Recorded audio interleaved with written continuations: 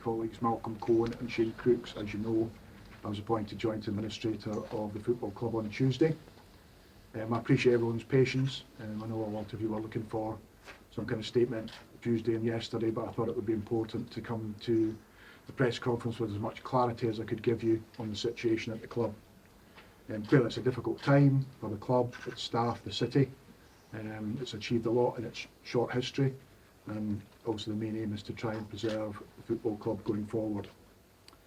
It's no secret that the club runs at a significant monthly cash deficit, so the purpose of today is really to outline the steps we've taken to date, explain to the strategy of what we're going to do going forward, and then I will allow some time for some limited questions at the end, just caveating that by saying I've only been here for less than 48 hours, I don't have any knowledge of the history, so there might be questions I can't answer, and there might be questions that stray into areas of confidentiality or sensitivity, so we just appreciate that when we have the questions. So, given the cash deficit, we've had to take some fairly unfortunate decisions over the last 24 hours. As people are aware, the 3 management team were made redundant yesterday, and this morning we've made 4 further players redundant, and we've had 1 loan player return to his parent club. We'll put an announcement on the club website as to who those players are after this conference, and going forward we've asked Scott Kelliker and Billy Mackay, who obviously a lot of affinity with the club, they've been around for a long time. We've asked them to step up to take first team in conjunction with Charlie Christie and the academy guys. They are very enthusiastic, keen to do it, and see it as a great challenge for them to take the club forward. What I would ask from the press is, obviously Scott and Billy are just feet under the table, if you can maybe give them a little bit of space just to concentrate on the match against Dumbarton this weekend. Scott and Billy will pick up the kind of normal press duties after Saturday's game at Dumbarton, so if I could just ask them just to give them a little bit of space. In terms of the funding position, clearly we still have issues around funding. With me is Alan Savage, who's clearly been bankrolling the club effectively in the period prior to my appointment. Alan has very kindly agreed to assist with the administration funding, and we've asked Alan to come back on the board with a view to seeing where we can increase revenues. Now that's not, unfortunately, a bottomless pit of money. It's given us a period of stability to go forward, but we are looking to local community to kind of rally around the club and support us as much as we can. Every penny we can raise is helpful to the club, and what I would stress is every penny that we raise will be used in the trading expenses of the club. So every penny that comes in will be used to keep the club going. So where that leaves us is, as I say, we've got a little bit of stability going forward. It's allowed me now to move forward with the sale process, which has already started, with the key objective to exit through a company voluntary arrangement, which is the way that football clubs come out of this scenario and keep the licence. We've been speaking regularly with the football authorities, and again, having been in this situation before, as always, they've been extremely helpful in assisting us with what we're trying to do. Fraser Wishart from the PFA very kindly came up today to assist players that were sadly being made redundant. So as I say, we've got a period of stability now. What I'm not going to do is hold press conferences for press conferences' sake. We now want to just concentrate, kind of be left alone to get on with running the football club, putting some points on the board, and then once we have something tangible to tell you, then we'll do so. There's going to be a little bit of a lull at this particular point in time whilst we start pushing forward with the sale process, but rest assured when we do have something to say, we will communicate with the press and release what we're able to release. That's all I really have to say at the minute. If there are some questions, I'm happy to take some limited questions. How forensic your own investigations, I know Alan's done a lot of work on it, will be into the club finances. Will you retread those steps? At the minute I've not done any forensic analysis. No, I'm asking. No, as part of my duties then I'm duty bound to look back at transactions that have happened prior to my appointment, so that review will take place. Yeah. And will that, so that will clarify where, there's a lot of people puzzled as to where all the money has gone over the last however many years. Will that clarify that in entirety? Yeah. Well, I couldn't say it's going to clarify everything in its entirety, but yeah, there'll be an examination of what's happened in the period prior to my appointment. Yeah. if there has been any wrongdoing, within that time, is that something that your remit covers in terms of any criminal element or? I wouldn't want to get too far ahead of ourselves and starting using words like criminality. So, but yes, if there's transactions that require investigation and potentially need action, then that is a possibility. Okay. We talked about some players being made redundant. Are there plans for club staff to be? At the minute, the club non-playing staff remains intact, and that is the hope that will continue. We may do some tweaking around hours that people are working and slightly changing of different roles, but at the minute we're not carrying a huge infrastructure of staff, so we're comfortable as to where we are at the minute. How many staff total, non-playing staff is there? Off the top of my head, I don't know, to be truthful. You also mentioned that a takeover process has begun at least. How quickly do you anticipate that moving? Well, we'd like to move it as quickly as we possibly can, clearly. It just depends on people coming forward to express an interest. They'll need to do their due diligence, but what we'll do is we'll set up a data room for people to access, and then we'll just keep moving it forward as quickly as we can. We've already had 3 expressions of interest, so we're obviously following up on that. And then we've got what we call a teaser that's going to go out to interested parties to say, if you want to engage with us, then please do so. But just use this forum to encourage people, if you have got an interest in the club, please do reach out to us. Those expressions of interest are since you've been here? Yes. 3, you say? Yes. Can you give us any indication what field of business they're already? No. Everybody will be required to sign a non-disclosure agreement, so we won't discuss bidders in the public forum until we're at a point to say we can do so with their consent. Will you be based and working at the club as if, as if? There'll be video representation here, yes. Yeah. I won't be here full time, but I will be up regularly. Okay. Are any of the investors who expressed an interest prior to your arrival still in the picture in any way at all, or are they definitely out of the picture? Again, I'm not going to comment on individual bidders. I think everyone's going to sign a non-disclosure agreement. I'd rather keep that confidential at this stage. Can we ask Alan a question or two as well? Yes, of course. Alan, obviously, plans for you to come back on the board by the sounds of it. What's changed from your point of view after being an advisor before to now potentially coming back onto the board? I think we want to bring certainty to the club. We want to complete the fixtures for the season with respect to all the other football teams in the league, and just showing a complete commitment to drive the club forward under the stewardship of James. Could you take it on yourself, Alan, long term? You've hinted that you might do that in the past. I think it's fair to say. I think I wouldn't rule anything out. I've been warned not to say anything controversial, so I've got to be careful what I say. But yeah, I think let's look at it. I think we've got a good, playing staff left under good stewardship. We're all, completely concentrate on football. No side schemes, no side shows, and I'm pleased to be a part of that.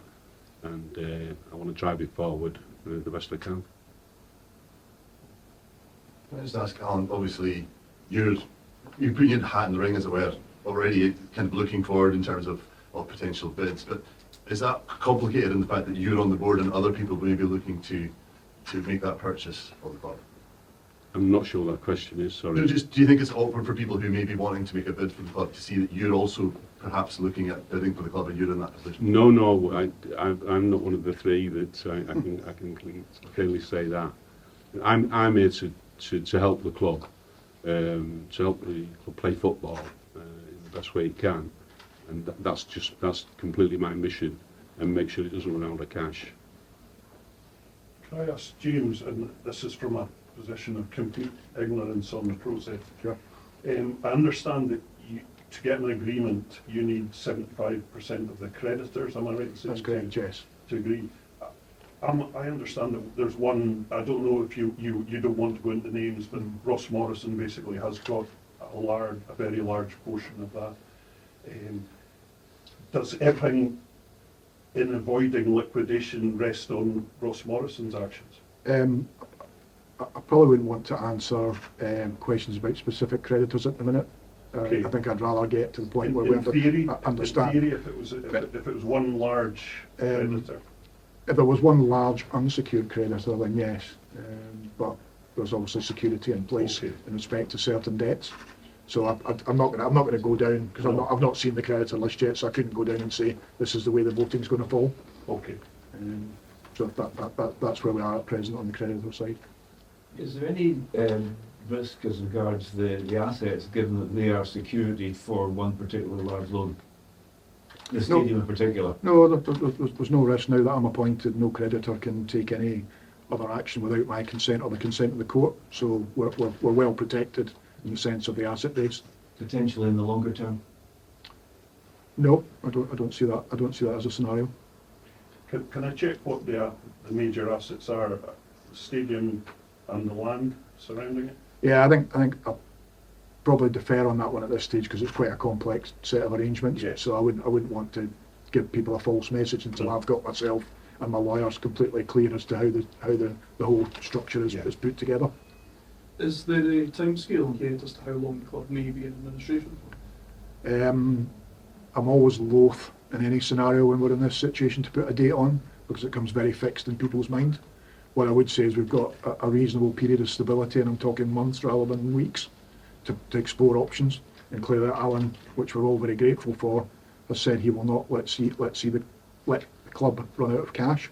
So Alan and I will sit down. We've had some very open and honest conversations, and if we get to the point that we need to extend it, then Alan's indicated he's more than happy to do that.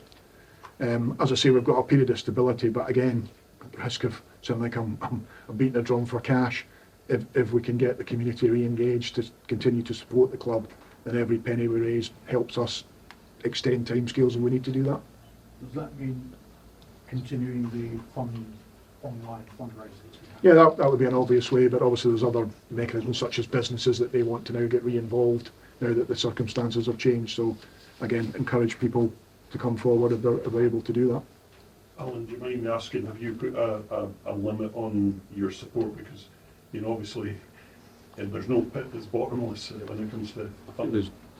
there's two aspects. One is you can drive costs down, which is unpleasant in many ways, but has to be done. I think you can drive revenues up. So included in that kind of strategy would be talking to HIE, Highland Regional Council. Inverness is the fifth biggest city in Scotland. It's capital of the Highland region, and I can't see why Down Regional Council and HIE don't come to the party and look through what things they can do to support the club.